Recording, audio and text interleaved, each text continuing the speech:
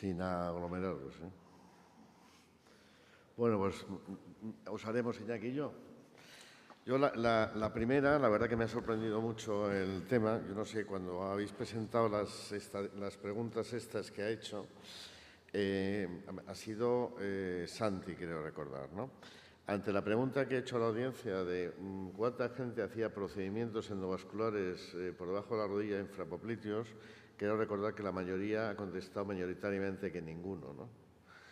Y, sin embargo, cuando ofrecías algunas alternativas terapéuticas para uno de los casos, que en eso ha sido José Ramón, ¿no?, pues todo el mundo se decanta mayoritariamente por el tratamiento endovascular. Esto me parece una de las cosas más curiosas, ¿no? O sea, todo el mundo quiere hacer este tipo de tratamiento y por la famosa divergencia entre angiólogos y radiólogos vasculares, desgraciadamente no lo llevamos a efecto, ¿no?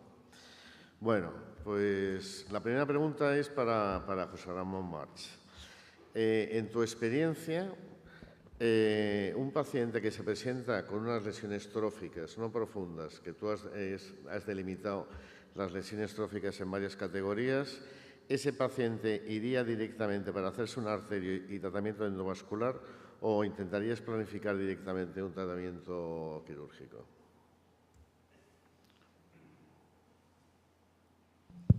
Ya.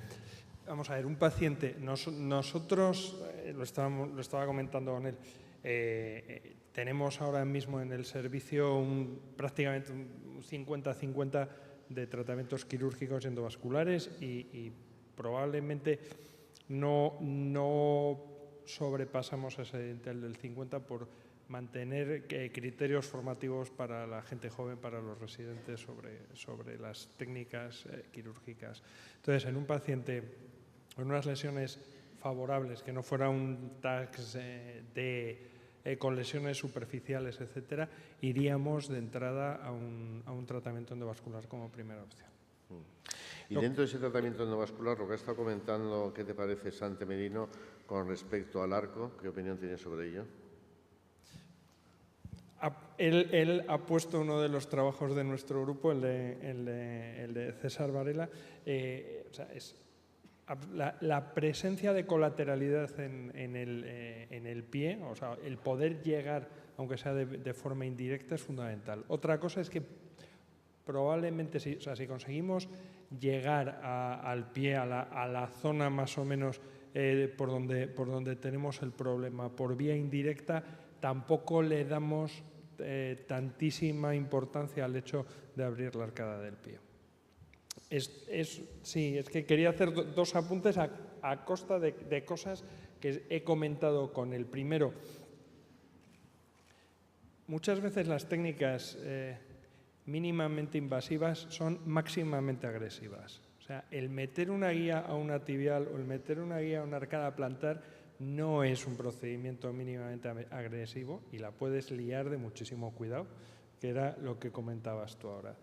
Y segundo, en el tema del pie diabético, y a costa de los comentarios los italianos y sobre todo en el tema del pie diabético, es que muchas veces, no sé si son unos provocadores o unos bocazas, porque periódicamente hacen declaraciones como estas que has comentado. Entonces, lo que sí que ellos tienen claro, el tema del pie diabético es mucho más complejo que el que yo le haga un bypass o que el que cualquiera de nosotros le hagamos un procedimiento endovascular, infección, neuropatía, descargas, y probablemente es donde estamos perdiendo muchas piernas, no es en que hagamos una revascularización más o menos compleja o más o menos exitosa o más, en que después miramos a nuestro alrededor y estamos solos. No tenemos podólogos en los hospitales, el personal de enfermería no siempre está suficientemente entrenado, montar una unidad de pie diabético puede ser una batalla que te cueste 6 años de discusión, como en nuestro caso, etcétera. Entonces, por eso te digo, son dos cosas que has apuntado y me parecen tremendamente interesantes. Yo quería hacer un comentario con esto, ¿no? Es que el tratamiento de hacer un bypass o hacer un endovascular no depende solamente de... Hombre, depende de la extensión de las lesiones, pero tiene otros factores. Es decir, primero tiene que tener vena, vale, por ejemplo. Segundo, el paciente, no es lo mismo hacer un bypass distal a un paciente que tiene un performance status de 3, que se pasa todo el día en la cama, que hacerse un señor que, bueno, tiene una vida un poco más amplia, ¿no? Y por otra parte, está también el problema del interés y del interés y de la posibilidad técnica. Y actualmente, en muchos hospitales, gracias a esta divergencia, hay muchos cirujanos que no saben operar distales. Hay muchos cirujanos que se animan a meter la guía enseguida, pero que luego les dices, vamos a hacer un bypass distal, y no saben porque no lo han hecho jamás. Entonces, eso es un problema que efectivamente los propios cirujanos, yo creo que algunos están empezando a ver. Esto yo lo he comentado con otros colegas y dicen, sí, sí, esto es un problema real. Con lo cual, pues hombre, no sé.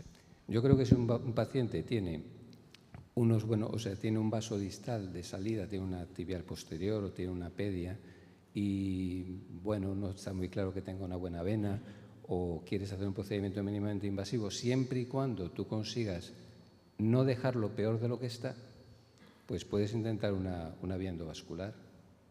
Pero claro, tienes que tener cuidado de que ese vaso distal no te lo cargues.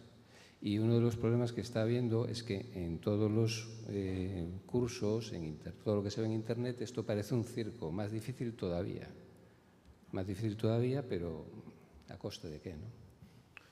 Santi, defiéndete, ¿no? Perdona por alusiones, ya que me toca aquí estar en franca minoría. Evidentemente, o sea, lo que dices del circo es así, y si además lo puedes hacer con la luz apagada y de espaldas al paciente, todavía mejor, porque va a quedar más bonito el vídeo. Vamos a ver, el tema de los cirujanos.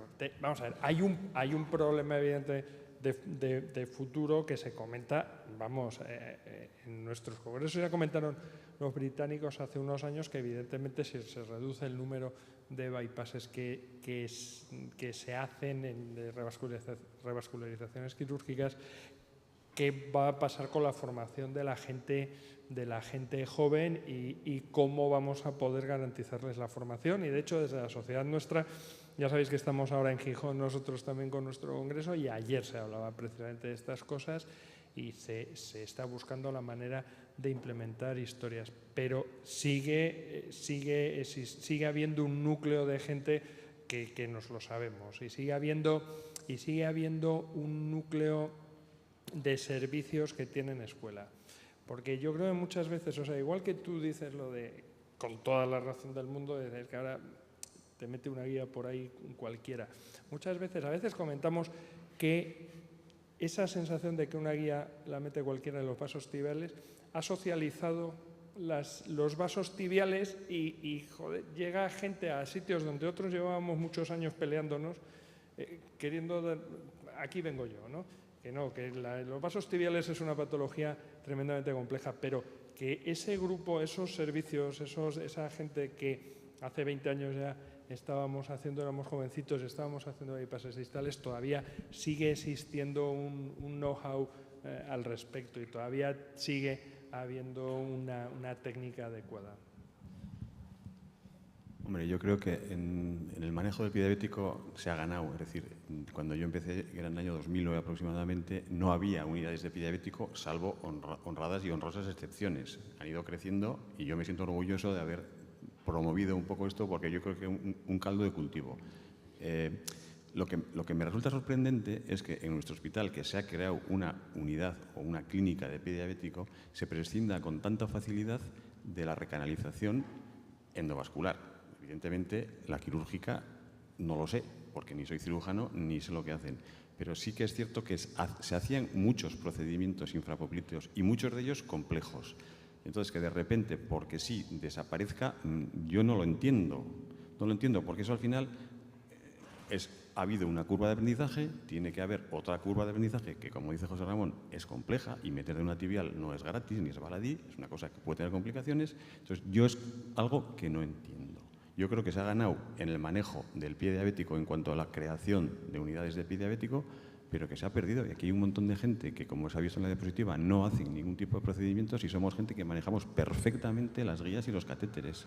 Probablemente, y con todos mis respetos, mucho mejor que otros profesionales que el primer contacto que tienen con una guía y con un catéter es la recanalización infrapoplítea. Tú tienes que llegar a eso a través de otro recorrido. Eso es lo que yo de alguna forma intento plasmar, denunciar o poner encima de la mesa. Sí, completamente de acuerdo. Tenemos que terminar. Yo me gustaría dejar... perdón. Sí, perdona. Una última pregunta para el doctor March. Yo quería preguntarte, de los casos que ha presentado el doctor Merino, ¿a cuántos le harías bypass?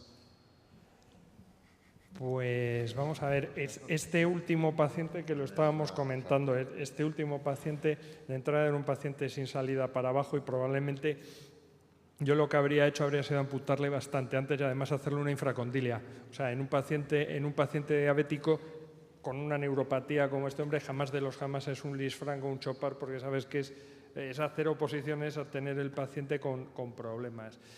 Y a nivel de calidad de vida está muy demostrado desde hace más de 20 años que los pacientes que rinden peor resultado en calidad de vida son no los amputados primarios, los amputados después de varios procedimientos fallidos, porque esa subida y bajada en la esperanza y en las expectativas para acabar en una amputación es lo que peor les sienta.